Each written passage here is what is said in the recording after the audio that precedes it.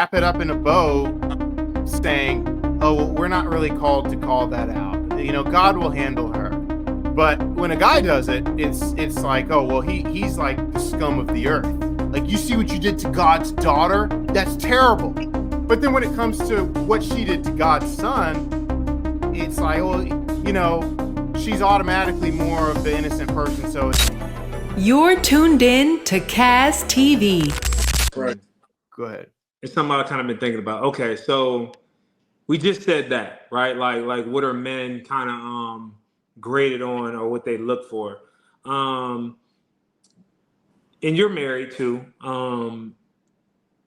but just and she love your perspective as well. Do y'all think, like, men, because that is what women look for, right? Protector, provider, make money, all this kind of stuff, right? I don't know. Like, I feel sometimes that as men, our value is strictly contingent upon those things, right? So it's like, if you don't have that, you kind of don't have any value to a certain extent, right? Like, I feel like, and that's what makes me think, like, bro, women's love for a man is kind of contingent upon those things, right? Like, it's very conditional, because if I don't move in these aspects, caveat that God created me to operate in, so I understand that. But if I don't move in those and operate in those things, then the love that I'm receiving from a woman may be taken away, or is conditional. Yeah. Does that make sense? Yeah. Well, and I don't know. Like, I think everyone's love is conditional. Because but why would you sign up for that? If I get married to a woman, I can love you all I want. But if you cheat on me, I'm out. Is that biblical? But why would you sign? But see, look, all I'm saying is, as a man, why would you sign up knowing? Like, why would you sign up for something knowing that it's really contingent and conditional based on how I perform? And if I don't perform, now my worth is like. Well, that shouldn't be the case. Shouldn't be the case. Well, what are you saying? But so you're saying practically that's how it plays out oftentimes. Don't you? Like, from when you see it in the world, and obviously we're talking about statistics, it just seems like that most of the times, right? Like, it seems like if a man doesn't perform, the love he receives from women in general, or his woman, is a little bit more conditional than the opposite way. Well, yes. So I think it's like,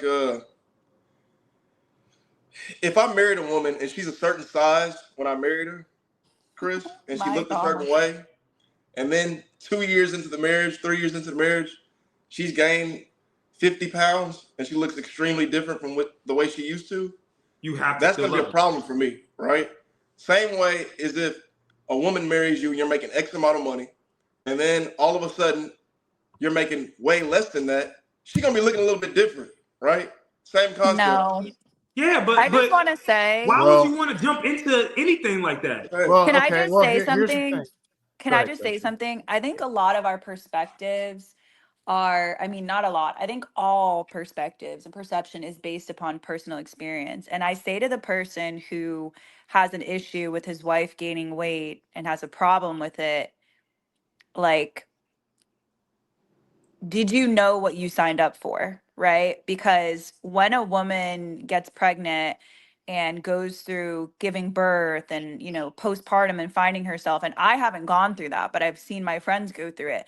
It's a journey, and losing 50 pounds doesn't take a month. So if you look at your wife differently because she's gained this weight, thanks for the calculator, is actually not the definition of love. And the same thing goes for a woman who's mad at her husband for not earning X. Say he earned $150,000 and now he's earning $50,000.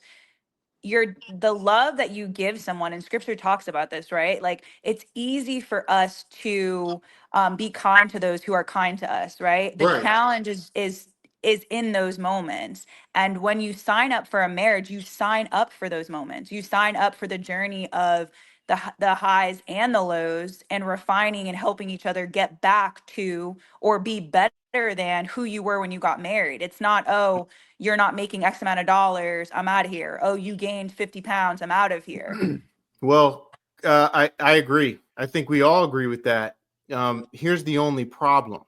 Most people don't see it. When we used to go live on Instagram all the time, and divorced women would call in, you know what they would say?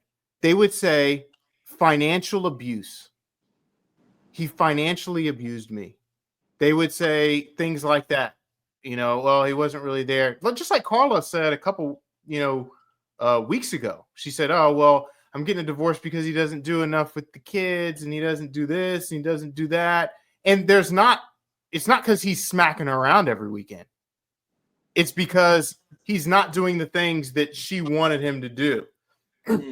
And many times, not always, not if they have friends like you, Kelsey, not if they have guy friends like C Love and Chris, but many times they get advice from their friends saying, and even sometimes from the church saying, it's okay. This is technically him not being the husband for you, and scripture will be twisted, and it'll be like, technically he's not even acting as your husband, so it's okay.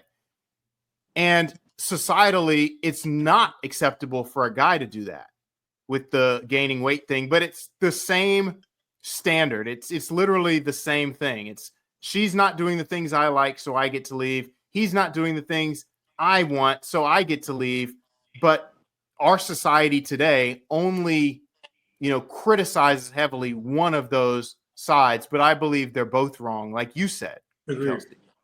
But I think today's society does both. I think it's the woman gained too much weight. I think it's the man's not making enough or not doing enough. I think we villainize each other in seasons that are calling us to be there for one another and actually act out our vows. And I think Yes, I that's agree. what's wrong in today's society. Yes, Even but cheating. Cheating is not grounds for just saying I'm over Right. and I'm done.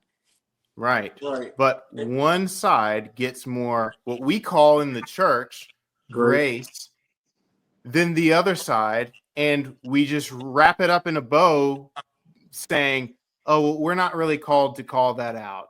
God will handle her.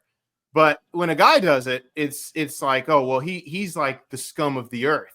Like, you see what you did to God's daughter? That's terrible. But then when it comes to what she did to God's son, it's like, well, she's automatically more of the innocent person, so it's okay. We have a bias. There are biases that we have all the time, but I think the key is recognizing those biases. And I think sometimes in the church, that's one that's going on right now, and it's not recognized like it should be.